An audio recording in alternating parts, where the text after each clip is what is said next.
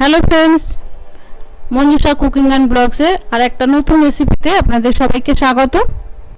বন্ধুরা, চিকেন 65 খুবই ফেমাস একটা ডিশ।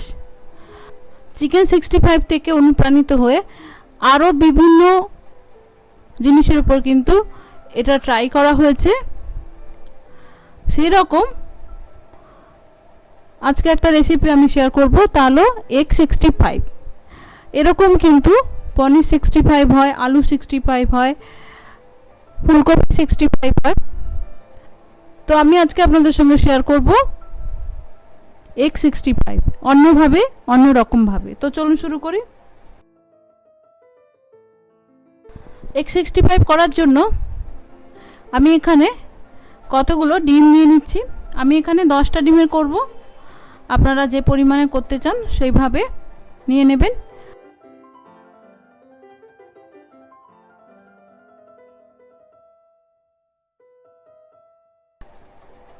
দেখুন, আমি 10টা ডিম ভেঙে নিয়েছি। এবার এতে কিছু মশলা দিয়ে দেব,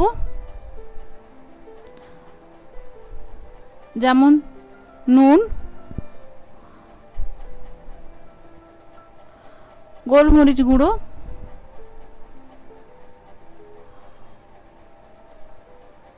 গ্রেট করা আদা,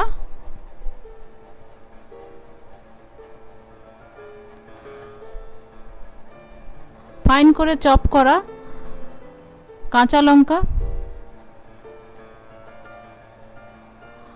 red chilli powder. Red chilli powder কিন্তু অবশ্যই দিতে হবে, এবং দিয়ে দিচ্ছি কিছুটা ধনে পাতা কুচানো। এবার এগুলো একসঙ্গে ভালো করে মিশিয়ে নেব। বন্ধুরা, এগ 65 আরেক ধরনের করা যায়। এটা হলো ডিমগুলো বয়েল করে নিয়ে 4 টুকরো করে কেটে নিয়ে করা যায়, কিন্তু তাতে কি হয়, এই যে মশলাগুলো দিলাম সেইটা কিন্তু সেই ডিমের মধ্যে আনা যায় না। এই টেস্টটা কিন্তু সেদ্ধ ডিমের মধ্যে আসবে না।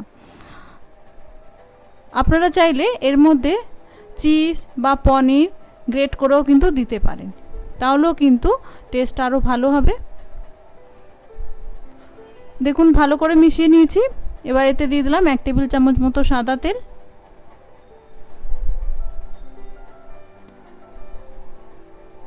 সাদা তেলটাও ভালো করে মিশিয়ে নেব। এবার একটা কড়াই নিয়েছি।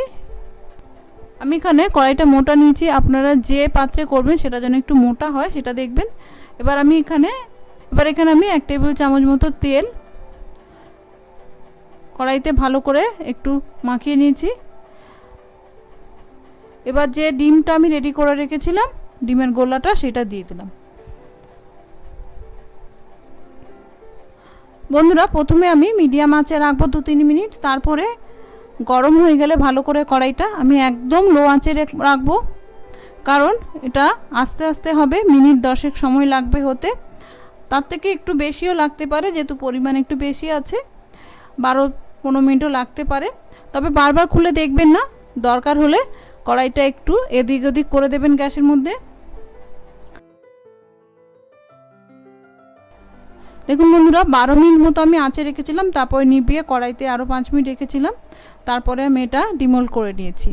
এবার এটা ঠান্ডা করে নেব ভালো করে, তারপরে পিস পিস করে কেটে নেব। তো দেখুন বন্ধুরা, আমি ভালো করে পিস পিস করে কেটে নিয়েছি। দেখে মনে হচ্ছে না যেন পনিরের টুকরো কেটেছি।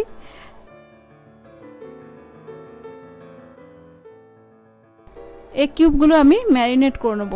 তার জন্য একটা পাত্রে আমি এটা নিয়ে নিচ্ছি।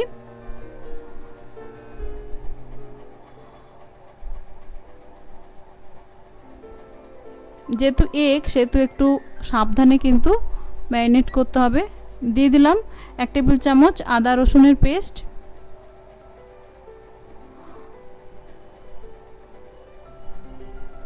1.5 টেবিল চামচ মতো ফেটানো টক দই,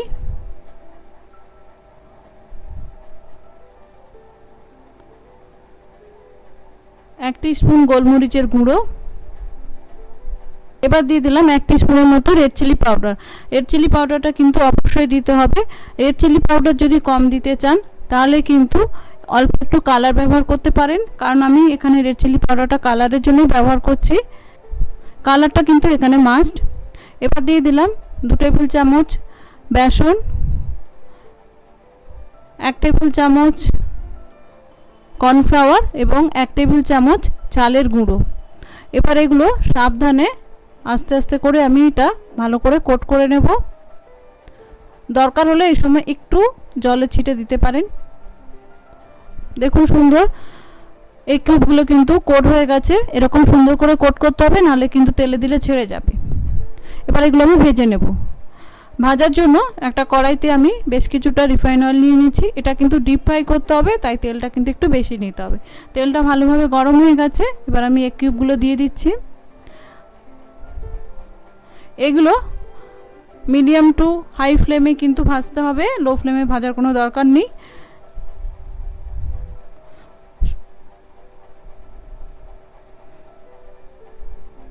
দেখুন এই কিউবগুলো একটা দিক হয়ে গেছে। আমি খুব সাবধানে এটা একটু উল্টে দেব। এগুলো কিন্তু এই সময় আর ভাঙার কোনো চান্স নেই, ভাঙবে না। সুন্দর করে কোট করা হয়েছে, সুন্দর করে কিন্তু হয়েছে, তাই জন্য এগুলো ভাঙার চান্স কিন্তু এই সময় কম। এভাবে আমি দুদিকটা গোল্ডেন ব্রাউন করে ভেজে নেব। দেখুন বন্ধুরা সুন্দর গোল্ডেন ব্রাউন করে ভাজা হয়ে গেছে এবং এই কিউবগুলো কি সুন্দর ফুলে উঠেছে। দেখুন আমি কিন্তু যখন দিয়েছিলাম ছোট ছোট ছিল, কিন্তু এখন সুন্দর ফুলে বড় বড় হয়ে গেছে। এবার এগুলো আমি তেল থেকে তুলে নেব।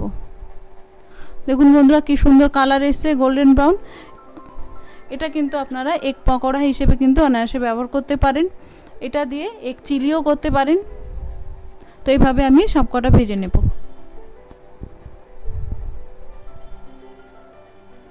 দেখুন একটা কড়াইতে আমি 1 টেবিল চামচ মতো তেল নিয়ে নিয়েছি। এবার এতে দিয়ে দিলাম 1.5 ইঞ্চি আদা এবং 10-12টা রসুন কুচানো, কিছুটা কারি পাতা, 2টো শুকনো লঙ্কা আমি হাফ করে দিয়েছি, 2টো কাঁচা লঙ্কা এভাবে চিড়ে দিয়েছি। এবার এগুলো আমি অল্প একটু ভেজে নেব, তবে লাল করে কিন্তু নয়। দেখুন ভাজা হয়ে গেছে।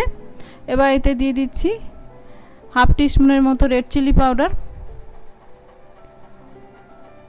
এই সময় কিন্তু আমি গ্যাসের আঁচটা নিভিয়ে দিয়েছি, নাহলে কিন্তু রেড চিলি পাউডারটা পুড়ে যাবে। এরপর আর গ্যাস কিন্তু জ্বালার কোনো দরকার নেই। এবার আমি রেড চিলি পাউডারটা ভালো করে মিশিয়ে নিয়েছি। এবার আমি যে এগ কিউবগুলো ভেজে রেখেছিলাম সেগুলো দিয়ে দেব।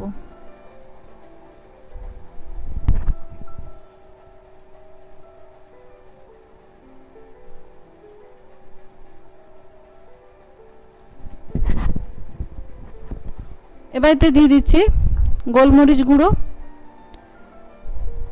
খুব সামান্য নুন।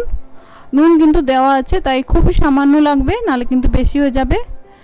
এবং আমি এখানে 2-4 দানা চিনি দিচ্ছি। এটা কিন্তু সম্পূর্ণ অপশনাল, আপনারা চাইলে স্কিপ করতে পারেন। এবং দিয়ে দিচ্ছি 1 টেবিল চামচ লেবুর রস। এটাকে সুন্দর বেশ অল্প একটু টক টক ভাব আনবে। এবার এটা আমি ভালো করে একটু ঝাঁকিয়ে নেব, খুন্তি দিয়ে কিন্তু নাড়বো না। তো বন্ধুরা রেডি আমার এগ 65। এটা কিন্তু খুবই টেস্টি হয় খেতে, ঝাল ঝাল বেশ সুন্দর রসুনের গন্ধ, টক টক। এটা গরম গরম খেতেই ভালো লাগে, বেশ ওপরে মুচমুচে ভাব থাকে, তাতেই কিন্তু ভালো লাগে। তো আশা করি বন্ধুরা নতুনভাবে অন্যভাবে করা আমার এগ 65 আপনাদের ভালো লাগলো। এটা খুবই মুখরোচক হয়, তাই বাড়িতে যে কোনো ছোটোখাটো অনুষ্ঠানে কিন্তু স্টার্টার হিসেবে এটা ব্যবহার করতে পারেন। যে কোনো সময় কিন্তু এটা ভালো লাগে। তো আশা করি বন্ধুরা আমার এই রেসিপি আপনাদের ভালো লাগলো। ভালো লাগলে আমাকে অবশ্যই কমেন্ট করে জানাবেন, বন্ধুদের মধ্যে শেয়ার করবেন। আর বন্ধুদের কাছে আমার একটাই রিকোয়েস্ট যে সাবস্ক্রাইব করে পাশে থাকবেন, তাহলে আমি এমনভাবে নতুন নতুন আরও রেসিপি নিয়ে আসতে পারবো আপনাদের কাছে। নমস্কার, ধন্যবাদ, ভালো থাকবেন, দেখা হচ্ছে নেক্সট ভিডিওতে।